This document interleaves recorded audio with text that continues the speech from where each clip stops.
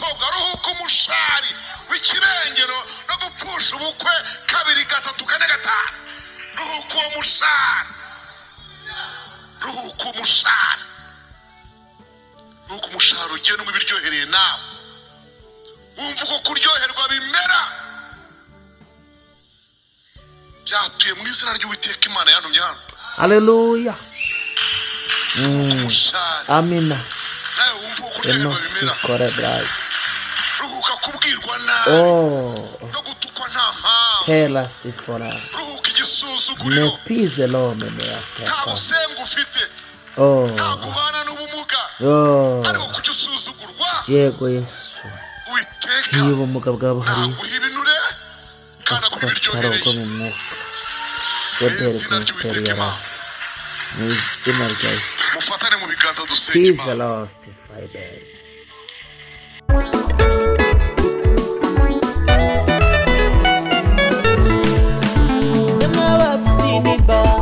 ibibazo bigoye cyo ngaho nimugize dore umukiza araje nimwibuke Eliya munsi y'umurotemu isabira gupfa azira mutabara Dawidi wari umushumba bimuhindura umwami muri bene se bose bimuha icyubahiro Haleluya niyo n'imbaraga dore iyo nirubasha kanije gutabara iyo n'imbaraga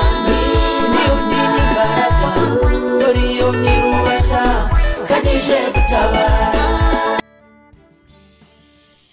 turacyafite abantu bameze nk'abatatu umudendezo wacu turacyafite abantu tubana baraje kureba ariko atari ibyabo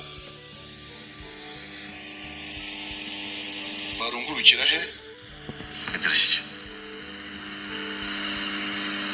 ngo ahinguke abarasohotse aramusanganiye.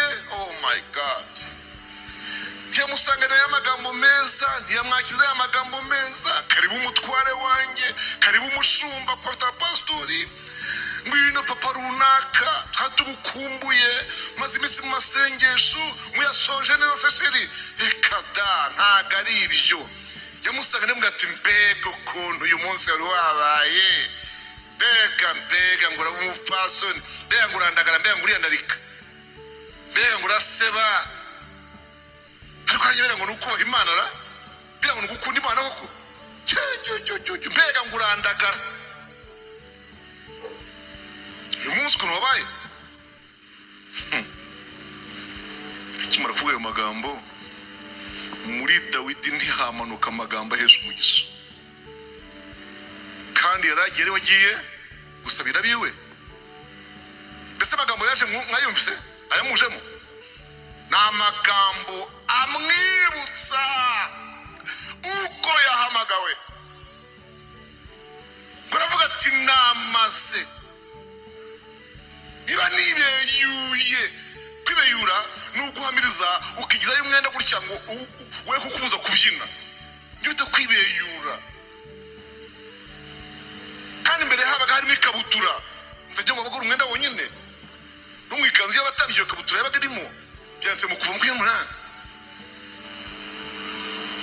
ariko kubera ko umuntu wese utari mu byacu ntashobora kubura icyo abineguraho tumushyire mu kizi rwose. maze Dawidi ariko ni mu bikurire mu mwumve agitengase envelope zose we ni mumbare mu bikurire mu byumve agitengase agicigatiye ibintu by'ambaraje muri uku kuboko no muri uku niba yarafashije hasi gire mama wanjye ntiyanamwakire niba ngo aruhuke bashiki banje attention gemba hugura mujye menya ko akaye uko wakiriye umuntu kubanziriza ibintu byose akaye urugwiro wakiranye umuntu burya rurarutira isorori biri ku meza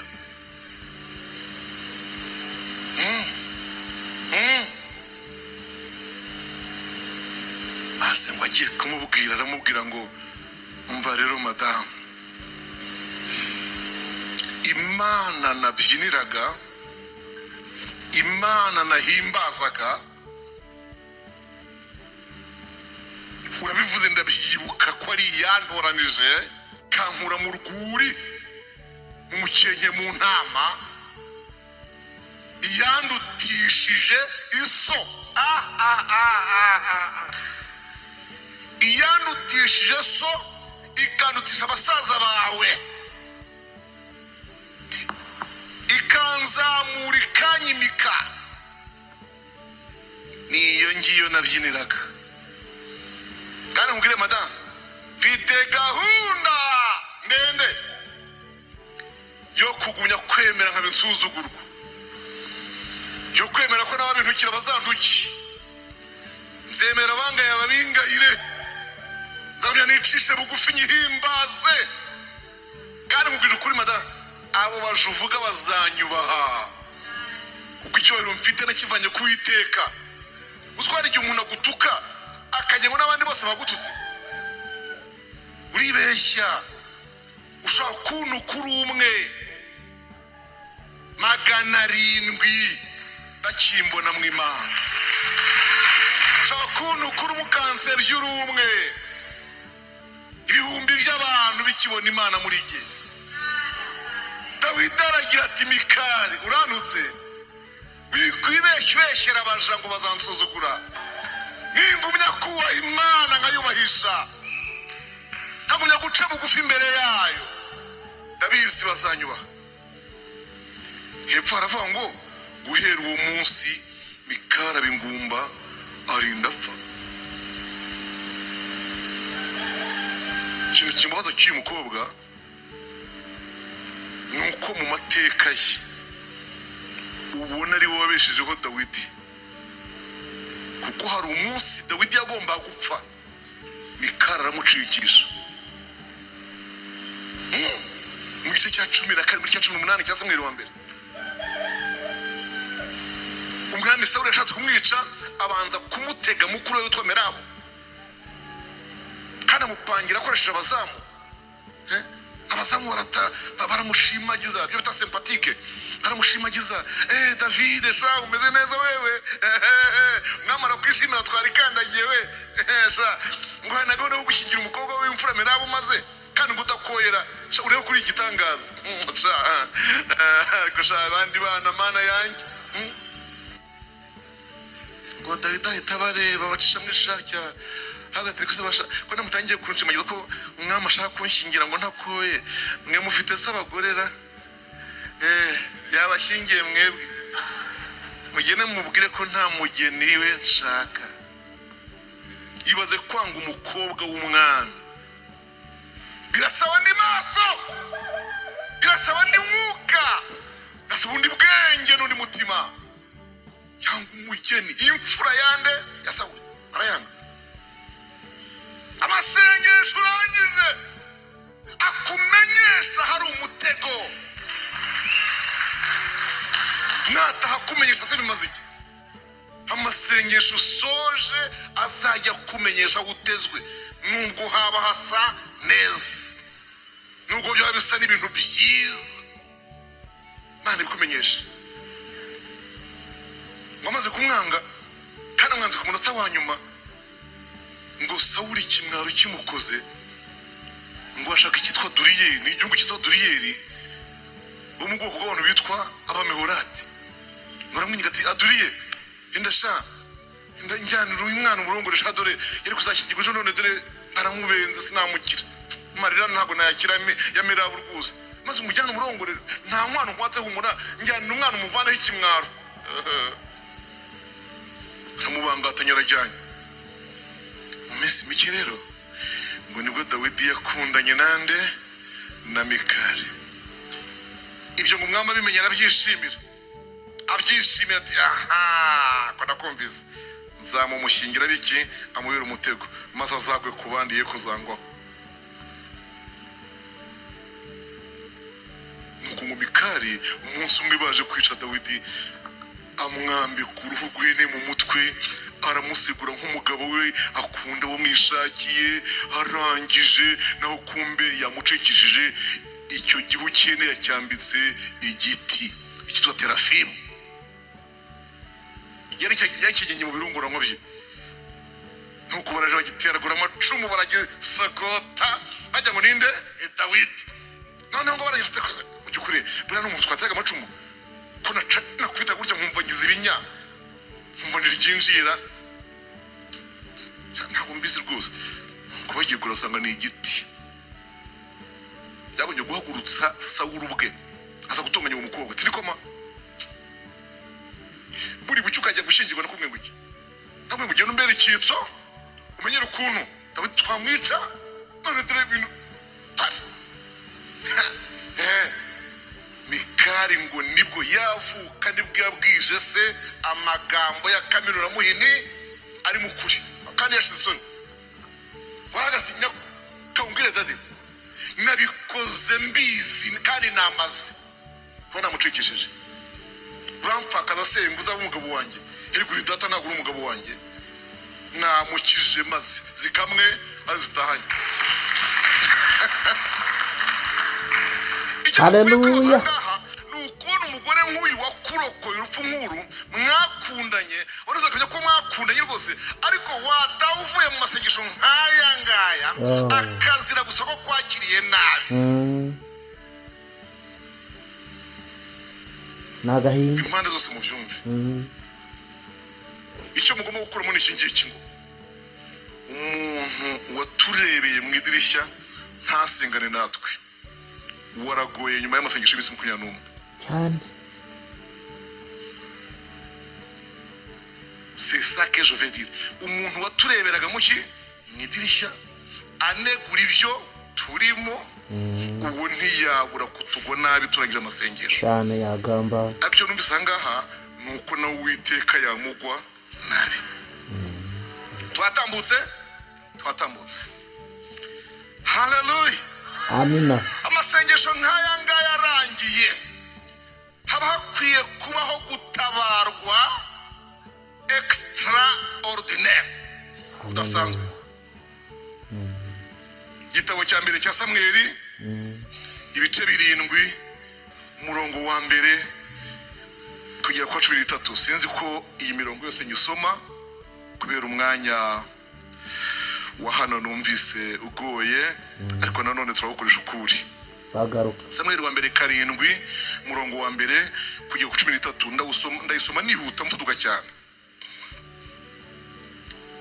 Nuko ari Kiriyateyarimu baraza benda isanduku y'Uwiteka bayizamukana umusozi bayishyira mwa Abinadabu maze bereza umuhungu we Eliyazari kujya arinda isanduku y'Uwiteka. Kabiri ariko isanduku igereye Kiriyateyarimu hashize igihe kirekire cy'imyaka 20 ab'inzu ya Isirayeli yose bashaka Uwiteka.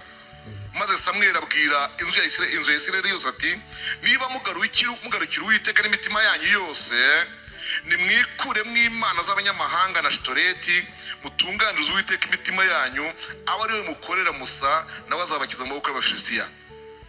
Nuko Abisirayeli bahera ko bakuraho Babayali na Ashitaroti bakorera Uwiteka Musa. amen. Bukeye Samweli aravuga ati nimuteranye Abisirayeli bose bazi Mizipa nanjye nzabasabira ku Uwiteka. Nuko bateranira Mizipa bavoma amazi bayabyarira imbere y'Uwiteka. Kuyabyarira no kuyamena nubwo ari amazi ariko badoze kuriye. Uwo munsi biyiriza ubusa baravuga bati twacumuye ku Uwiteka. Maze Samweli acirira Abisirayeli imanza imizipa. 7 Abafilisitiya bumvise ko Abisirayeli bateraniye imizipa abatware babohera ko batera Abisirayeli. Ndashaka ko mumva aho hantu. Abafilisitiya bumvise ko Abisirayeli bateraniye imizipa abatware b'Abafilisitiya buriya nibo bateye Abisirayeli. Abisirayeli babyumvise bashya ubwoba kubw'Abafilisitiya. Abisirayeli babwira Samweli bati ntuhweme kudutakambirira Uwiteka Imana yacu kugira ngo idukize amaboko y'Abafilisitiya. Nuko Samweli yenda umwana w'intama ucyonka awutambirira Uwiteka igitambo cyoswa kitagabanije. Maze Samweli atakambirira Abisirayeli ku Uwiteka. Uwiteka aramwumvira. 10 Samweli agitamba. Agira ate? Agitamba akiri muri icyo gikorwa. Mbese ntabwo Imana bivuze ko asohoza ngo atahe. Samweli agitamba igitambo cyoswa, Abafilisitiya bigira hafi kurwanya Abisiraheli.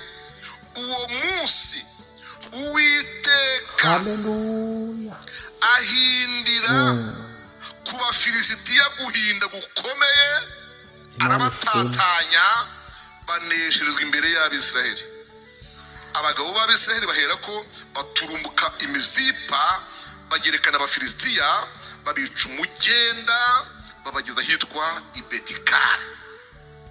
Maze Samweli yenda ibuye arishinga hagati y'imizipa n'Isheni, arihimba izina ngo Ebinezeri, bisobanura ngo Uwiteka yaratuzahuye kugeza n'ubu.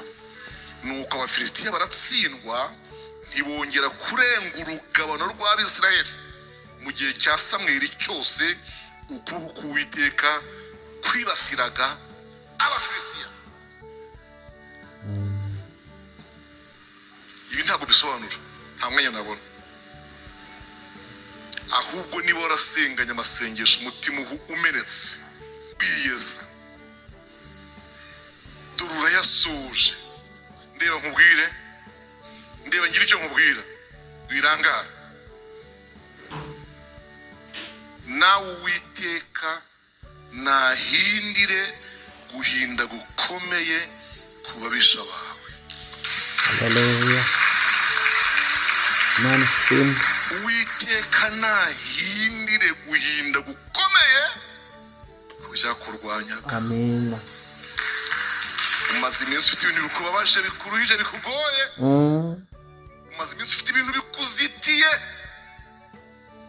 byo kubyigobotora, ugasanga wapi bikamera nk'isazi yaguye mu mutego w'igitagangurwa, burya gitega nabi.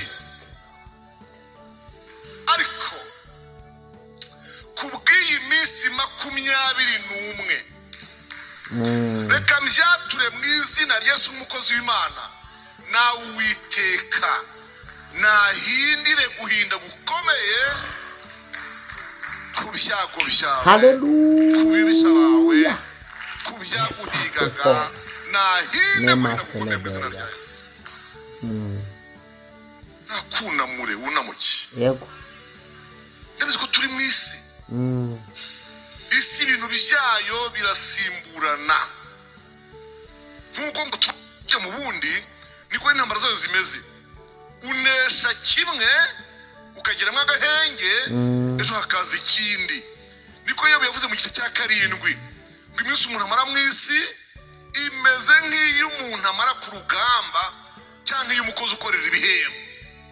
Nk'uko muri twayifuza igicucu, niko nifuza iminsi nguye neza. Ariko nubwo bimeze gutyo, Yobu yaravuze ngo mbabarira umpa iminsi y'agahenge noroherwe, ngo nibura mbona ukomera amacandwe. Imana niguhe utunsi twiza. Haleluya. Ihinde guhinda gukomeye. Yego. Ikumpera iminsi myiza. Ntabwo nyivuze umubare, ariko nigushakira iminsi myiza ku buryo uzabwira abantu tumva ndashima Yesu ko nduhuyeho ngahumeka iyi minsi. Urakoze. Aya mezi Uwiteka nduhuyeho ndamushimiye. Ndamushimiye ko nkuriyeho ikintu cyari kimpagaze imbere igihe kirekire. Ndamushimira umwenda nyishyuriye warunduhije. Ndamushimira. Nukuri Uwiteka baremera amashimwe. Haleluya. Ikindi ntararenga uyu murongo, byo nabirangiza ndavuga data wa twese. Haleluya. Nabirangiza nagushingira ibuye hagati y'ibirindiro byawe n'ibya Satani. Tubisha wawe nahashinga ibuye ryitwa ikimenyetso cyo kuzamuka. Imana ishimwe. Ngo yarishinze hagati ya Mizipa n'Isheni. Igitangaje, iryo buye riracyariho na bugingo n'ubu. Ngo ikintu abantu baryibukiraho ngo nuko kuba yarishinga nta Mufilisitiya wongeye gusutsa Heme pastilema ateri bw'Isiraheli. Nkubwire nshuti yanjye, ntabwo intambara zizashira yego, ariko nanone Uwiteka ashobora gukuraho icyo gihe kikarangira kikazasigara ari kera habayeho. Tubita mu Gifaransa iliyede, kera habayeho. Uwiteka arabishobora. Uzarwana ibindi ndabizi sinisi, ariko icyo cyo ni kigukinguruki. Amen. Kandi disi banza mutazi yuko ibintu bizabaho nyamara bizaba ntago murabyumva ngo mubyizere ko ibi bintu mwabona Uwiteka bikoze, namwe mukumva mukeneye kumushima kandi mukavuga muti burya umuhanuzi yari aturimo disi. Haleluya. Iyo amasengesho arangiye Uwiteka agabanya inkwenene. Inkwenene ni iki? Kaba gushungera. Kadari. Karakishyize imbere kubi. Dari. karaje zimukora. Dari. Ibi ndabivana mu mateka ya Elisa ubwo yari akurikiye Eliya. Bagahagurukana hitwa Igirugari. Mungurikire babwire uko stepu zikurikirana. Bahagurukanye hitwa Igirugari, ndebe bagera hitwa Ibeteri. Bava Ibeteri bagera hitwa Yeriko. Bava Yeriko bagera kuri Yorodani. Kuri Yorodani barambukana aho hano. Ibi byose bahaguruka Igirugari, bagira Ibeteri, bakomeza bagiye Yeriko, bagera kuri Yorodani. Ngo abana b'abahanuzi bagenzi ba Elisa bari bamuriho n'inkwenene cyane. Si ukurigeye tubanda ko mu motera mugatwa uburashya waruriki uriruka nguye ko ncinye Uwiteka atunye umugaragu we nawe kukiri n'umunyeshuri mw'ishuri y'abahanuzi ko ndeba we kandi ugira ibikabyo ugera guhindugira umuhindo urahindira amagambo aca intege. Niba mwibuka neza Elisa yayacubishaga kuvuga ngo ndabizi ni muceceke. Agaceceka serekada. Barasakuje Igirugari, barasakuza kuri Beteri, barasakuza kuri Yeriko, barasakuza kuri Yorodani. Aha rero niho Eliya avuze ati wakase ndatuye no hakurya turajyana. Bene data uzi icyabaye? Amaze guhabwa imigabane ibiri y'umwuka wa Eliya, akasagaruka ubwiriye yagiye muri Serwakira, none Elisa arimo aragaruka. Bibiliya iratubwira ngo muhasome mujye muri Bibiliya mbambereke abami ba kabiri. Abami ba kabiri, yego abami ba kabiri igice cya kabiri dusome twumve. Ariko hari imirongo mike nshaka gusomamo, ntabwo nayisoma yose. Duhere ku murongo wa 11 tugere ku 17 ntacyo bitwaye. Bakigenda baganira haboneka igare ry'umuriro n'amafarashi y'umuriro birabatandukanya. Nuko Eliya ajyanwa mu ijuru muri Serwakira.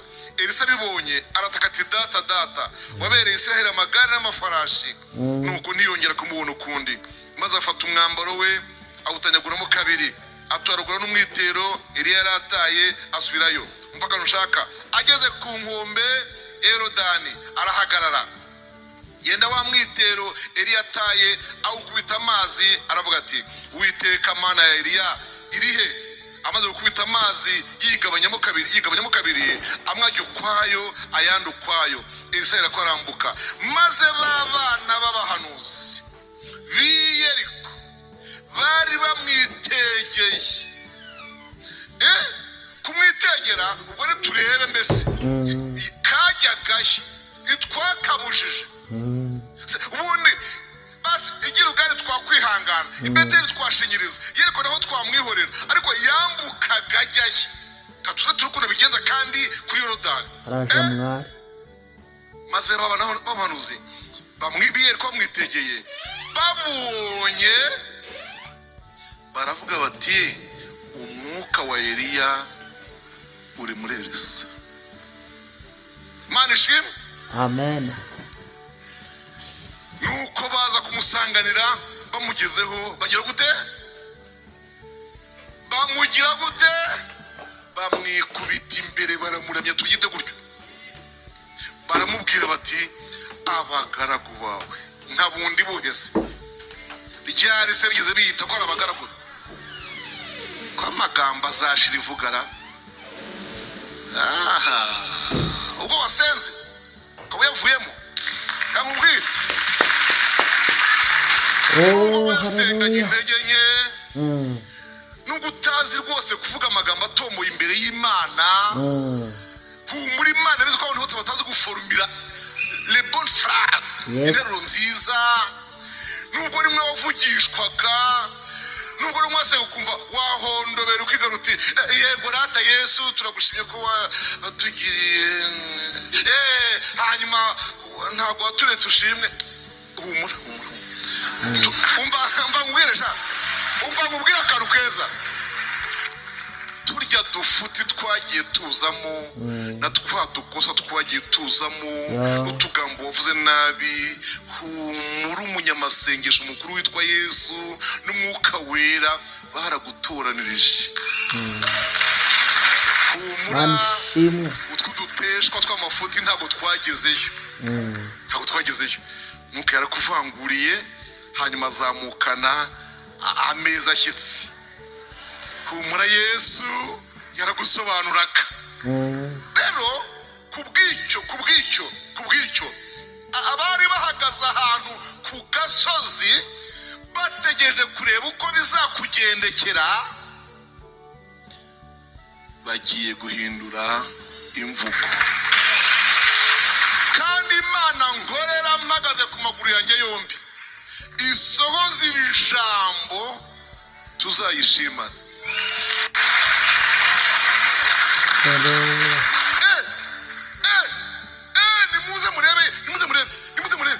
Nimuze murebe umwuka wa Eliya ari muri Elisa. Abandi atabaye iki? Agabanyije amazi. Twagize ngarahera hakurya none agabanyije iki? Amazi ya Yorodani kandi aramwumviye. Tituzi n'icyo bikoresheje naho kubi ntibazi yuko agarukanye imigabane ye. Mana ishimwe. Haleluya. Agarukanye ibiri. Haleluya. Amina. Ibiri arayizanye. Kotasola. Yamama amateka avuga ngo Eliya yakoze ibitangaza 7 ariko Elisa yakoze 12. N'ingaruka nzabibarondorera byose kuva ku cyambere kujya ku 14 zagaruke vuba. Haleluya. Bamwikubita imbere bamwita our boss, our leader, databuja.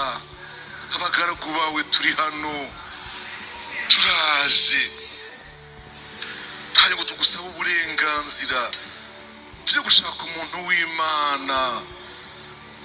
Wabona yagurutse kwa kundi mwuka mutura hano ku musozi cyangwa mu gihuru cyangwa mu kibaya tujye kumureba tumuzane wenda twasanga yavunaguritse. Elisa ati mwijyayo kuko ibyamujyanye ndabizi ntabwo byamujugunya byamujyanye ndahazi. Amina. Haleluya. Descanso nikwisha mugenda hasi ngo bamwangiye bamurembeje aravuga ati okay ngaho mu Gifaransa baravuga ngo allez-y mugende. Bamaze iminsi 3 bamushaka ngo baramubura bagarutse bamubwira ati nase sinababuzaga yaragiye yazamutse neza. Imana ishimwe. Twihute. Oh haleluya. Amen. Haleluya. Amen. amasengesho ararangiye iminsi 21 ariko ugiye guhura n'ikintu kigusaba kugaragaza ubwenge. Yego. Nuva hano urahura n'ikintu gisaba ko ugaragaza ubwenge. Uduhe Kristo. Igitabo cya mbere cy'Abami igice cyaho cya 3 ndasoma umurongo 15 ariko sinzi ko masoma hose. Ndagera ku 28 nshobora gusoma mirongo imwe gusa. Abami ba mbere 3 reka mpere ku murongo wa 23 ibindi bivuge ngire ku 28. Nuko umwami aravuga ati yemwe umwe agira ati umuzima n'uwanjye wapfuye n'uwawe. Nundi akagira ati oya ahubwo wapfuye n'uwawe umuzima n'uwanjye. Umwami ati nimunzanire inkota. Barayimuzanira maze umwami arategeka ati uwo mwana muzima ni mumucemo kabiri, igice kimwe mu gihuri umwe ikindi mu gihundi. Nuko umugore nyina w'umwana muzima wari umufitiye imbabazi abwira umwami ati nyagasani umuzima mu mwihere w'imwica nubwo bimeze biti. Ariko ndaravuga ati aya ahubwo bamucemo kabiri mubure nawe umubure. Umwami ahera karategeka ati uwo mwana muzima ntimumwice na hato nimumuhuriye mugore kuko ari wenyine. Makunyana munene ho nshaka rero. Nuko abisirayeli bose bumvise umwami uko aciye urwo rubanza baramutinya kuko babonye ko ubwenge bw'Imana bwari muri we bwo guca imanza zitabera. Kambabwire aya masengesho mureba niyo masengesho ya mbere Salomo yasenze arangije kwicara ku ntebe ya se. Murabizi iyo tumaze gutora umukuru w'igihugu cyacu cyangwa se amatora yose arangiye mu bihugu runaka habaho iminsi yo kuza kurahira. Ntimubizi arahirira iyo manda atorewe hanyuma nyine bugacya atangira imirimo. Salomo amaze kwicara ku ntebe ya se, haleluya, amen, ngo yabwiye Imana ati wa Mana we, kandi narakabaganije ubushize, yabwiye Imana ati Mana kambanze mare guherekeza abashyitsi mbone bambishije bavuye hano, zabanza mfata akajoro kamwe. Haleluya, amina. zabanza mfata akajoro kamwe nzamuke nurire Gibeyoni hamwe muzagera uzizi biti, hamwe muzagera uzizi biti. Ndabaza nzamuke ijoro rimwe ndirareho kuri Gibeyoni mukara kanunga karushutu twose cyubahiro ngira cyo kwisabira da. Sinzapfa gutangira akazi, zabana nzamuke umusozi. Haleluya, biratuga ngo yaragiye koko mu 13 arapfuka amasaba Imana ubwenge. Imana amubwira tumva ndatanga ukuntu senze n'ubwenge wasabye, ntiwasaba kwicirwa abanzi, ntiwasaba inga, ntiwasaba iki, umva ndabuguhaye kandi ndabuguhaye mu bantu bakubanjije no mu bazagukurikira bazahiruka nta uzagira ubwenge nk'ubwawe. Haleluya, Imana ishimwe, amen. ubwo bwenge yasabye rero ibyo mbabwiye ngo murava hamuhura n'ibintu nk'ibyo. Haleluya, yaramanutse ageze iwe mu rugo, reka tuhite muri quartier, ageze mu kazi ahurirana n'ikibazo cy'indaya ebyiri. Izo ndaya zakoreye ibyaha rimwe ziratwita, mu kubyara zibyariye rimwe. Mu kirego cyazo uwaregaga yaravuze ngo nkubwije ukuri nyakubahwa, n'umunsi rwose tubyara nako n'umunsi dukora ibyo byaha tukanabyara, n'umunsi iyo habara iyo ndaya yica umwana wayo nta mushyitsi twari twagize, twaraba. Niba hari ikintu kigora cyane ni ikintu cy'agati y'abantu babiri pe, abantu babiri ibyo biragora gupfa kubyinjiramo ntibyoroshye. Duhereye ku mugabo n'umugore, burya n'abantu babiri kwinjira mu byo biragoye. Niba umwe avuga undi akavuga tuza uzakemurwa n'Imana. Abantu babiri bariganyije, umwe yariganyije undi, ndakamuriganya moto, undi akamuriganya isarumara atoriye do menuzori, undi akamuriganya boutique, undi akamuriganya sam. Babiri ibyabo bikemurwa nuko tuvuye ukanunga kamasengesho. Mana ishimwe. Yego. Nuko umwe aratangira ati nuko nsinziriye namaze kumwonsa rwose nanahindukiye, arabyuka yaryamiwe aragenda afata uwanjye muzima aramujyana. Undi ati we kunya kunsakuza, umuzima n'uwanjye wapfuye niwe wawe. Undi ati rata arakubeshya, umuzima niwe wanjye wapfuye niwe we. Nugu saa 3 yose saa 4 yose saa 5 ngivyo ibintu yatahiye havuye hehe amasengesho. Ngaho mbwira nawe, mbwira nawe ararukemura ati ibintu bidafite abahamya ntibigira umushinja ntibigira ushinjura, ko nubwo bivugira bati twarabado babiri. Reka wumve umugabo uvuye ku musozi rero. Mana ishimwe. Haleluya. Baravuga ati ariko niko yemwe badamu mwe, dore igihe mwahereye mu gitondo twaramukiha mu rubanza rwanyu. Uragira utumuzima niwe wanjye, wapfuye niwe we. Nabato wapfuye niwe we rata, muzima niwe. Okay, kandi nkwereke. Ahamagara inkera gutabara. Zana icyuma sha nkwereke. Zana imbugita aho ngaho nkwereke. Ngo utarwose. Aka kana gasaturi. Ayiwe. Agatende karya utuguru hejuru. Ati kandi ubasaranganye gose ntiyagire uburiganya. Here mu ntantu ahanga mutuyashariye. Saturu basaranganye mu kuguru kumwe uruhande rumwe, mbese ubagabanye neza mu buryo bigaragara ko baringanije.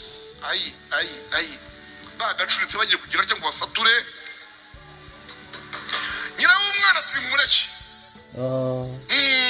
Ni mumureke uwo mwana muzima, ni mumureke agende yibereho, njye kubahwa mumushi. Mumujyane rwose, amaraso ndayazi nayo.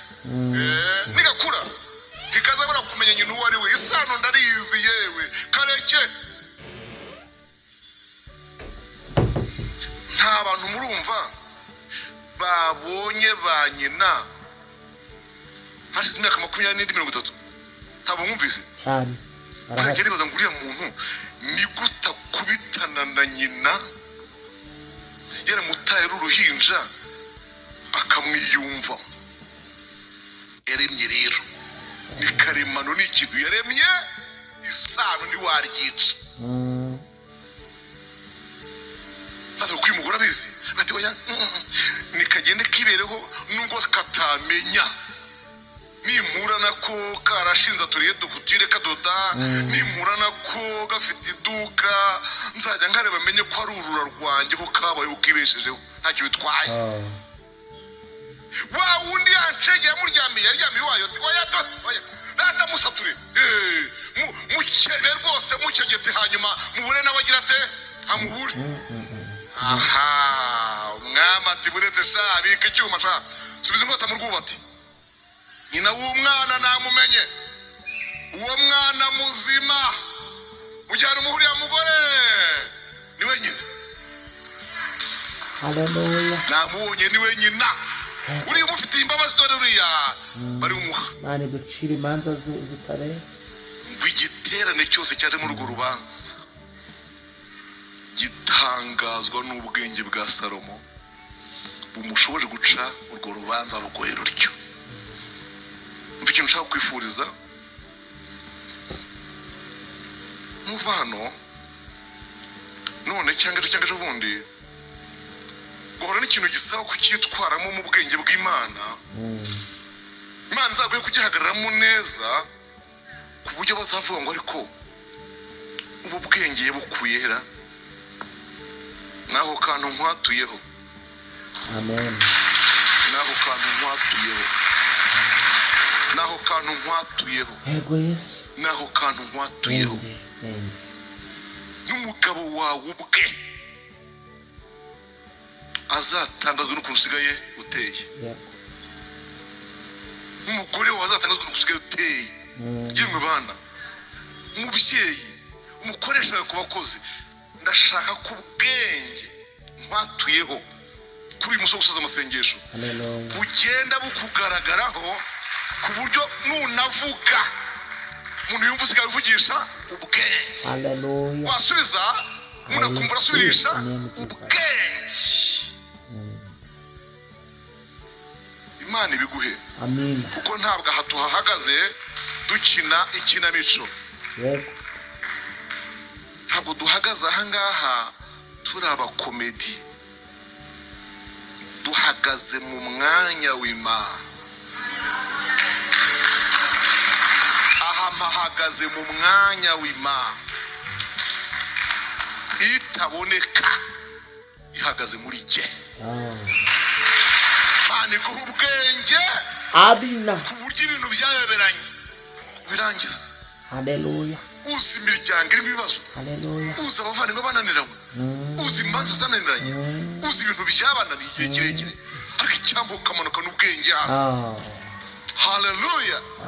Ku buryo banazavuga ngo mbega ubwenge bumurimo, harimo ubwenge bw'Imana. Haleluya. Amen. Haleluya. Amen. Imana ishimwe. Reka dusoreze muri Nehemiya.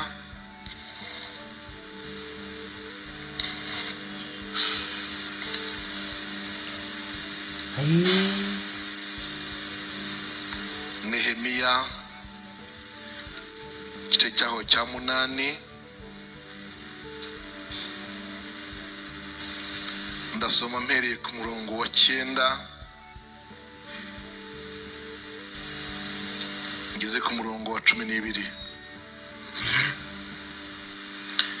Nehemiya ariwe umutirushata na Ezira umutambyi n'umwanditsi n'abarewi bigishaga abantu babwira abantu bose bati uyu munsi ni umunsi werejwe Uwiteka Imana yanyu, ntimubabare kandi ntimurire, kuko abantu bose bariraga uko bumvaga amagambo yo mu mategeko.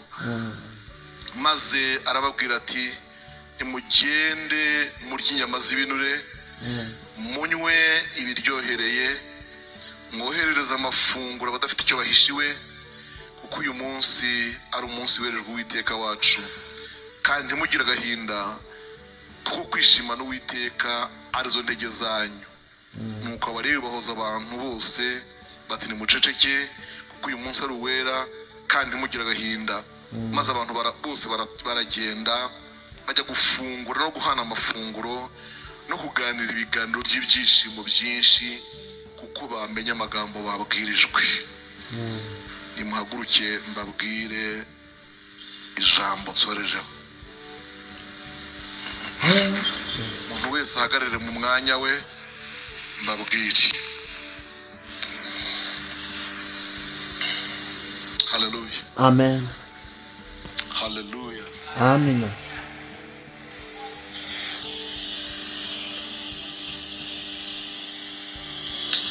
Hari abantu bateranye hano ari couple, umugabo n'umugore, bamarike ndebe niba hari abahari. Umugore we nakwegere.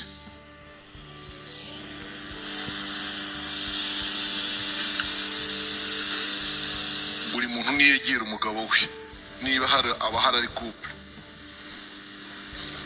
Yesu Kristo.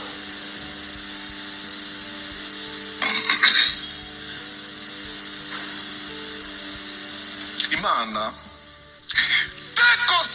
Etan sonamo la celebrate to fa. Imana izigihe umaze ushinga iryinyo ku rindi kubera guhekenya amagufwa. Guhekenya amagufwa mu buryo bw'umwuka ibigeragezo bidacika bisobanura ibigeragezo bibabaje kandi urwana nabyo bucece udatanga n'ibyifuzo. Ubundi burya hari ibigeragezo uhura nabyo ukaba wabwira bene suti mu nsengere ibiriho ugatanga ibyifuzo, ariko hari ibigeragezo uhura nabyo bikari byawe wenyine ukayahekenya wenyine ayo magufwa ukifasha ukaba ukifasha. Iyo Mana yemeye ko uyu munsi nzaba ndi hano mpagaze mu butware yampaye, jugunya amagufa ugenda utangire kurya ibinure. Hallelujah. Hallelujah. Nini fire Stepha. Jugunya amagufwa Anima Stepha. ugenda utangire kurya ibinure. Oh, thank you Jesus. Izoroshye. Thank you Jesus. Imisaya iruhuke. Thank you Jesus. Woroherweho. Thank you Jesus. Witeka naguhe ku binure. Oh, hallelujah. Uhuke amagufwa. Oh.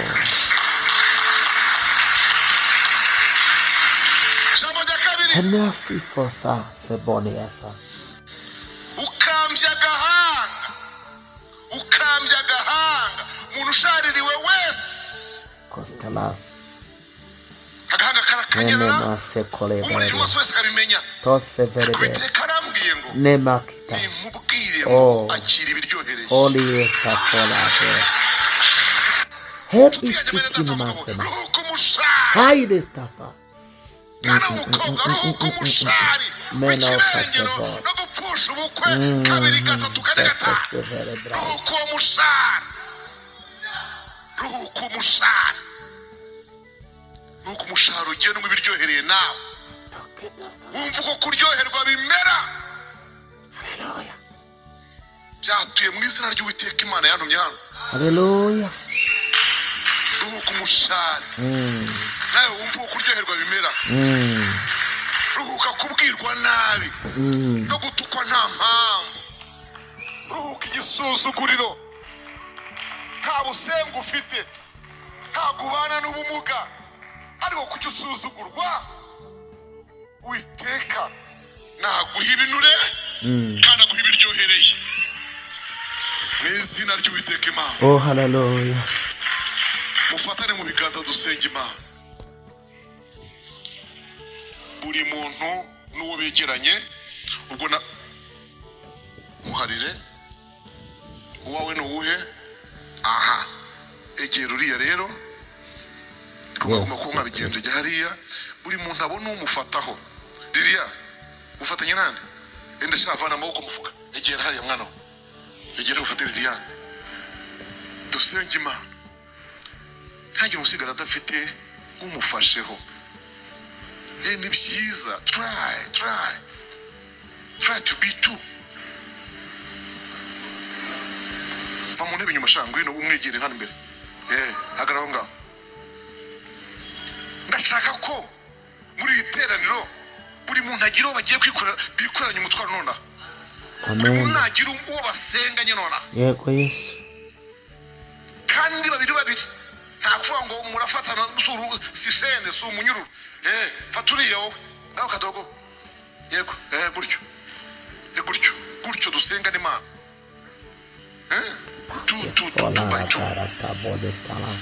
dusenge Imana mu izina rya Yesu Kristo.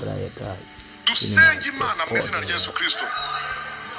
dusakurikiye online n'abazayumva nyuma, abazayareba nyuma, abazakurikiriza inyigisho nyuma yaha nabo bizababera uko nguko. natura umugisha more trari drive neza. gira ibyo uhindura kuri aya masengesho, gira ibyo ukuraho kuri aya masengesho. tanga ubwenge kuri aya masengesho, tanga imbaraga kuri aya masengesho, kuraho imanza kuri aya masengesho, ishyura imyenda kuri aya masengesho. Merci for the grand talk. Oh, Bezakotas. Easy bad. abantu nibaruhuka amagufwa bariyerera kuri aya masengesho. kora igitangaza, kora igitangaza, kora igitangaza data. maze abana bawe ayo kunesha ibyabaneshaga, bya byaha byabarwanyaga babineshe mu izina rya Yesu. hosha intambara mu ngo, kutumvikana mu ngo, kudahuza mu ngo, abagabo n'abafasha babo, abana n'ababyeyi, uwo mwuka uvanweho muri aya masengesho. turagushimiye ambika abambaye ubusa, bashomera ubaha akazi, usuka ububyutse mu mitima abantu banesha ibyaha baba abanyamasengesho banakijijwe bubaha izina ry'Imana turagushimiye ko byumvise kandi tugukomeye amashyi ushimwe uhimbazwe ku byo ukoze n'izina rya Kristo Yesu umwami wacu amen.